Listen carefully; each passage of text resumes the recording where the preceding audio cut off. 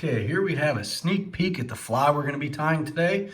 It's an Eggstasy single egg pattern with a milking veil. Kind of gives it that milking effect. It's just, regular Eggstasy material here. I use candy pink for this one. I really like that color. Eggstasy makes a bunch of colors, but I just really like that one. And it's going to be on a 3mm tungsten bead with a size 12 hook. So we'll get a new hook in there. Jig hook, so it's a slotted bead. I really like the size 12 hook for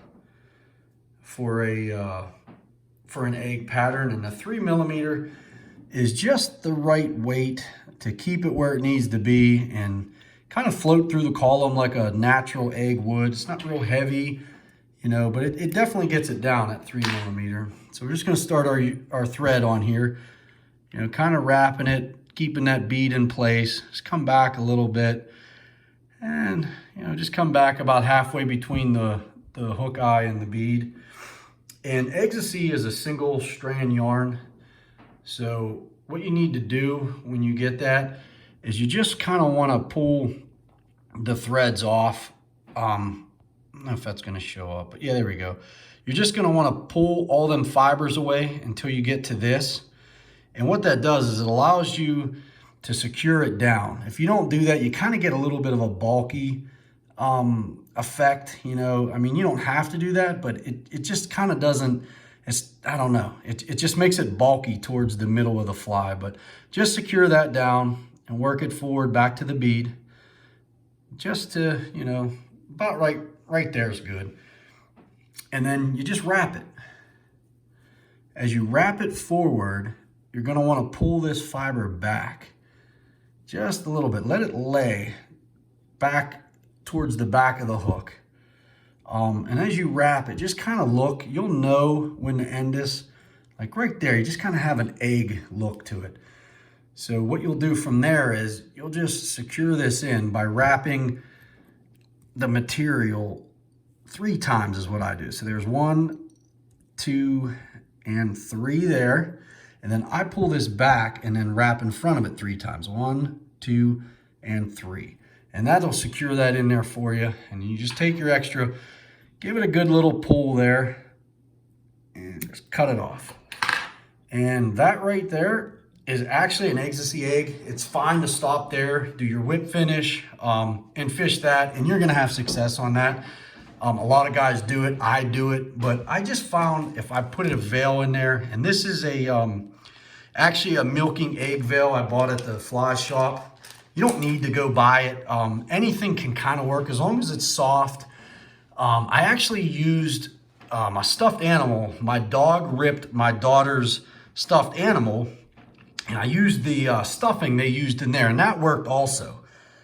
So really, as long as it's soft, you can use it. But the kind I have comes like this. So it's wound pretty tight like a shoestring. And you want to cut about a 1/2 inch, 3/4 inch to 1 inch, whatever, off. And you just want to separate it, like about that kind of effect. Just unravel it a little bit so it's easier to work with. And you want to get it around the entire egg. So you just kind of start it and just watch where it goes. See how it's kind of going underneath, and just wrap it with the egg, right like that. It's that easy. Just make sure you get it to cover, the whole egg is covered in it. And then what you do is you just pull all the excess back. You don't need all that, it's gonna fall off anyway. So you just cut that right behind where the egg material is, right where that Eggstasy material ends. And that's it. I mean, that's really the easiest egg I've tied, and it's one of the most productive also. So, yeah, once you get to where you want it with that veil, just kind of make sure you got it. See that? It covered the whole egg. When I first started tying these, I would just lay that on there, and I would never get a full coverage. And I never could figure out why until I started to wrap as I'm securing the thread, you wrap the veil around it. And it's really not that hard once you've done a few. And, just keep pulling a little bit of them fibers off and just trim it behind it. I'm gonna put a whip finish on it for you. I can't get at it. the way that it is with my camera. So I have to pull it forward. So I'm sure you guys know how to do a whip finish. If you don't, you can comment down below and I'll do one for you. But I just can't get at it in front of the camera. So we're just gonna do it here, off camera. There we go. So there it is. And I'm just gonna cut my thread off. Now, I like to use this bone dry UV resin. I say it all the time. I get no feedback at all, no sponsorship, nothing for saying that. I'm just letting you know, save yourself a headache. If you're gonna want the fly to last and you want a nice clean UV, you know, effect on it, that bone dry is just, I don't know. It's just so easy to work with. It dries fast, hardens, and you'll have no problem with that fly staying together. So, yeah, apply that. And we'll just secure it here with that UV light now. And this fly will stay together. I mean, if you don't use the UV, you can use glue.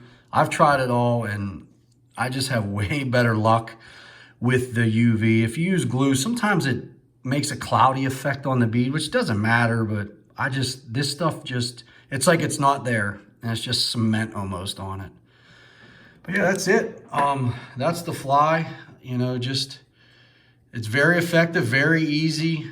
Basically, anyone can tie that. It's good as a top fly with, like I said, with this 3mm bead. If you want to use it by yourself, you can, but if you get into a little deeper water, I also tie this on a 3.5, 3.5mm. You can tie it on a 4, but you don't want to dredge bottom with an egg. To kind of keep it, you know, in the water column, you know, just above the rocks or the bottom, whatever you're fishing. But yeah, that's it, man. It's that simple. So if anyone has any questions, just comment down below. I'll be sure to answer them and try that fly out. Fall and winter, it really, really does well. And hopefully it brings you as much luck as me.